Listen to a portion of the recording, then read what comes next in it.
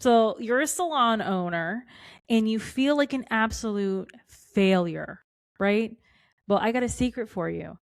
Most salon and spa owners, they don't fail because they're bad at hair or barbering or whatever their skill set is.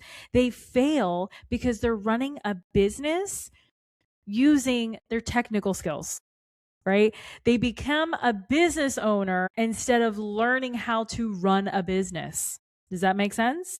Hey guys, I'm Krystine, the Beauty Pro coach, host of the BeautyPro Podcast, and I teach you how to reach your version of success in and out of the salon, but not just in business, but in your personal life, how to live a life more fulfilled. In this episode, I'm sharing with you how salon and spa owners don't need to fail. So most beauty and barber pros, they spend years learning their craft.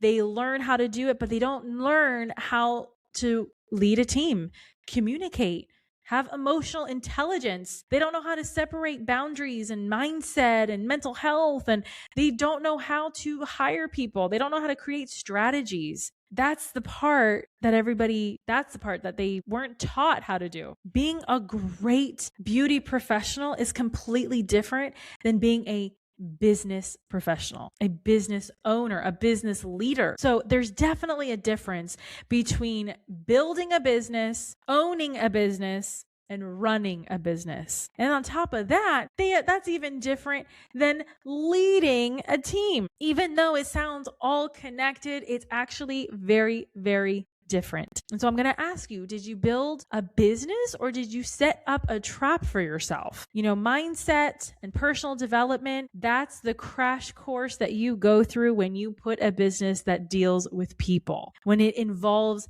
people on different levels. All right. And when I mean levels, I mean you have the client, which is customer service, the team, which is, HR, human resources. It's you, it's your relationships at home. Like it's all the different parts of the spectrum. Lots of salon owners, they own a salon and people, and they don't own the people, but they have the people working under them in their business, but they don't actually own their time. What's the number one reason why people put a business? It's because they want freedom. They want to change the culture that they came from in their past life, and they want to move forward into something else, but they're stuck.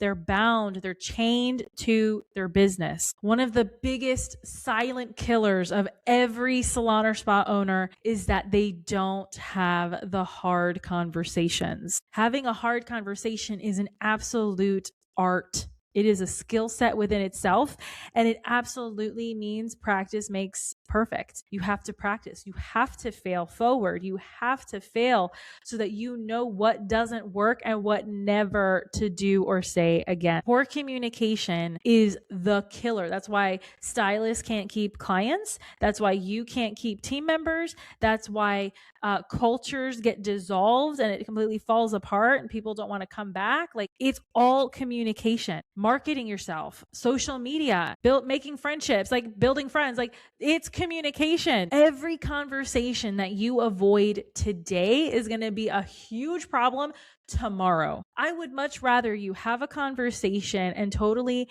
screw it up than to not. Leadership is tested in the fire, but if you never put on the fire, you never get tested. So then you don't become a better leader, and you don't even know what kind of leader you are. The other thing that a lot of salon owners fail and they struggle with is knowing their numbers. They probably avoid looking at the profit and loss statement. They have no idea what their profit margins are or the difference between profit and profit margin. Like they don't know. They don't even know what kind of services their whole entire team offers. And that applies to both hybrid and commission salons. If you don't know your pricing, if you don't have it memorized, how are you ever going to be confident and professional in front of everybody else? Because everybody else is always a potential client. Hey guys, really quickly, I know this is a great episode, but I just have to share really fast.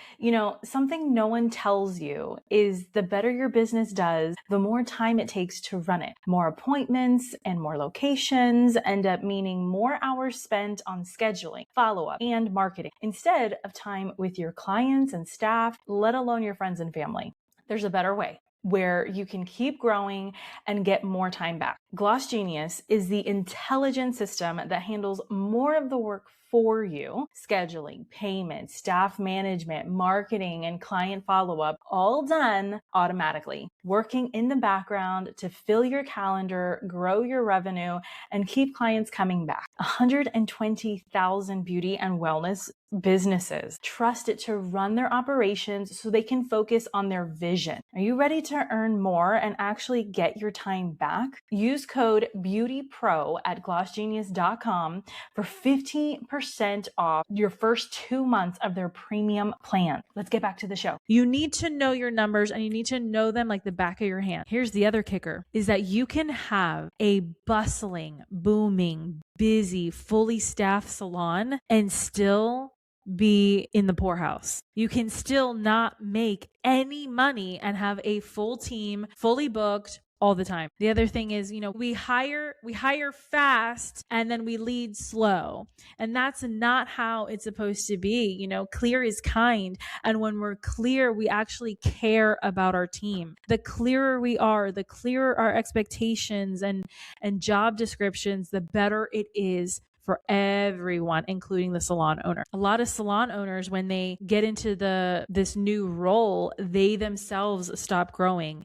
They stop investing in themselves because they're investing in everybody else around them. They don't want anybody to reject them and tell them no, and then they leave. So they just throw away education money. They just pour it into everybody else. And it's not because education is a meaningless thing to just throw away. It's that we're not looking at the cues. We don't see the red flags. We're not spending our education dollars wisely. And we're not spending it on the people who truly do need it and who just want to drain your pocket. Just because you're an owner, just because you're a leader, it doesn't mean that you have perfect leadership skills, that you can talk amazingly, that, everybody's just going to gravitate to you. These titles don't mean anything. The biggest thing that holds a lot of businesses back is the personal growth of the business owner. So if you are a salon owner or a spa owner and you are not investing in yourself, your business is not going to grow. You set the standard with how fast and how far and how deep and how much your business can actually thrive